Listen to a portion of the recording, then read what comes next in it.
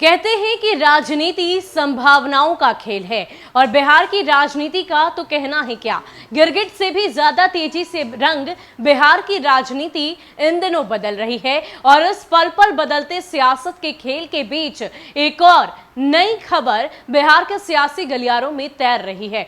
जी हां, ये खबर ये है कि कांग्रेस के कुछ विधायक जेडीयू के सीधे संपर्क में हैं और कुछ ही दिनों में हाथ का साथ छोड़ वो जेडीयू का दामन थाम लेंगे। आपको बता दें कि इन दिनों एनडीए में टूट की खबर बिहार के सियासी गलियारों में तेजी से दौड़ रही थी और इसी बीच अब एनडीए अपने आप को मजबूत करने के लिए पूरी कोशिश उनकी तरफ से की जा रही है कि किसी भी तरीके से पार्टी को इतनी ज्यादा मजबूती प्रदान कर दी जाए कि आने वाले वक्त में चाहे परिस्थिति कैसी भी हो, पार्टी टूटे ना और बिहार में उनकी सरकार बरकरार रहे। कि उनकी कहीं ना कहीं जो राजनीतिक गणित बिहार का है उसमें ये बात संशय की जरूर है कि आने वाले वक्त में अगर एआईएमआईएम की बात करें या फिर अन्य दलों की बात करें, अगर वो आरजेडी के साथ चले जाते हैं तो बिहार में सत्ता परिवर्तित हो सकती है। और यही वजह है कि एनडीए पूरी तरीके से हर वो जोर आजमाइश कर रही है कि किसी भी तरीके से अपनी पार्टी को और भी ज्यादा मजबूती प्रदान की जाए। और यही वजह है कि कांग्रेस को में टूट की बात अब सामने आ रही है। क्या है पूरी जानकारी हमारे पास, आपको विस्तार से देते हैं। सूबे में सियासत के पल पल बदलते रंग के बीच ही राजनीतिक गलियारे में एक और खबर तैर रही है। वो खबर है कांग्रेस के कई विधायकों का जेडीयू के संपर्क में रहना। दरअसल सूबे में यह बात काफी वक्त से तैर रही थी कि कांग्रेस के कई विधायक जेडीयू के संपर्क में हैं और ये सभी आने वाले दिनों में हाथ का साथ छोड़कर जेडीयू का दामन थाम सकते हैं। जानकारों का यह मानना है कि जेडीयू के इस ऑपरेशन को एनडीए की ताकत बढ़ाने के लिए किया जा रहा है। दरअसल गुजरे साल बिहार विधानसभा चुनाव के परिणाम आने के बाद ये चर्चा जोरों पर हो रही थी कि कांग्रेस विधायक दल में बड़ी टूट हो सकती है। तब ये कहा गया कि पार्टी के 11 विधायकों का एक धड़ा टूटकर जदयू में जाने के लिए तैयार है।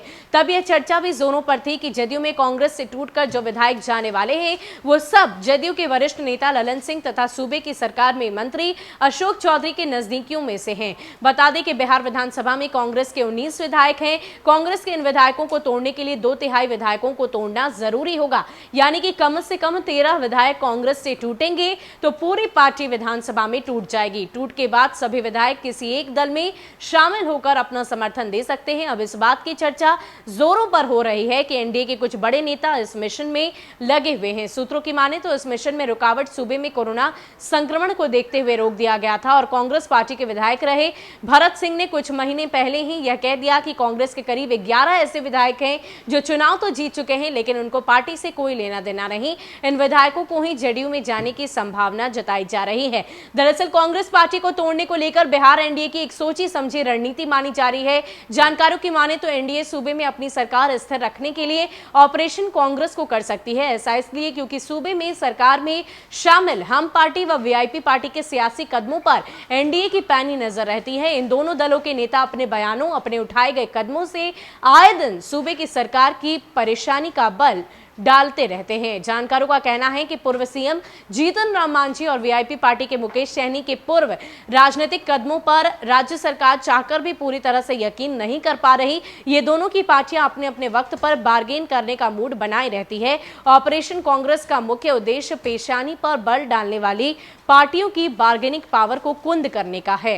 राजनीति के बिसात पर अपनी पैनी नजर जमाने वाले जानकारों की माने तो इस बार जेडीयू के ऑपरेशन कांग्रेस की जिम्मेदारी अंग क्षेत्र के एक विधायक के नेतृत्व में की जा सकती है जो वक्त पर वक्त अपने बड़े बयानों से चर्चा में रहते हैं। तो पिछले कुछ दिनों की अगर बात करें तो जिस तरीके से राजनीतिक गतिविधियां, अगर हम की बात करें या फिर हम बात कर लें वीआईपी प्रमुख मुकेश सहनी की, तो इनकी जो राजनीतिक गतिविधियां हैं वो आज भी भरोसे के लायक नहीं है क्योंकि कहीं ना कहीं ये बार्गेनिंग के लिए जाने जाते हैं। आए दिन इनका मन डोलते रहता है और अगर इस डोलते मन में एनडीए की नैया डूब जाए तो बिहार में सत्ता परिवर्तित हो जाएगी। और यही वजह है कि एनडीए अब पूरी तरीके से अब कांग्रेस ऑपरेशन में जुट गई है और अगर कांग्रेस के 19 में से 13 विधायकों का समर्थन मिल जाता है तो बिहार में एनडीए की सरकार और भी ज्यादा मजबूत हो जाएगी। फिलहाल के लिए इतना ही। ज्यादा अपडेट के लिए आप बने रहे न्यूज़ फॉर नेशन के साथ। नमस्कार।